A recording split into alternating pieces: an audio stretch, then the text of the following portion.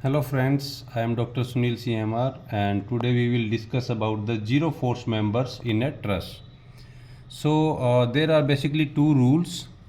One is if a truss having two non-linear members like this, these can be at any angle and there is no external force, then these members are said to be zero force members.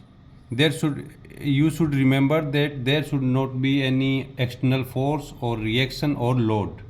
Then like A, B and C. So these A, B and B, C are zero force members and these are non-collinear. Similarly, example of this, like a structure, a truss is like this, and these are A, B, C, D, E, F.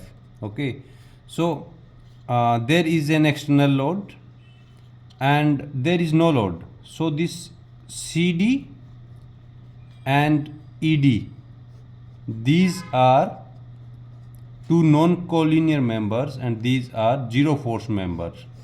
Okay, so force at CD and force at ED are zero.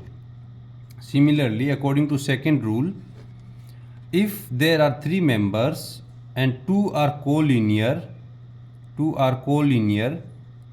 and third is at any angle, suppose D.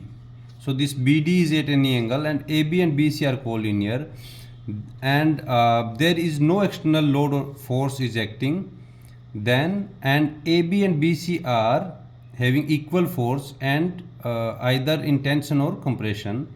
So this BD, the force, the member having this BD, this is a zero force member. Here, if two members are collinear and third is at an angle, so this third one is zero force member. Example is like if there is a truss like this and like this. So these two are collinear. So this third one like A, B, C, D, E. So this DC and BC are collinear and this third one is zero force member. This is zero force member. Similarly, if these two are collinear and this is already zero force, so we can eliminate the zero force member.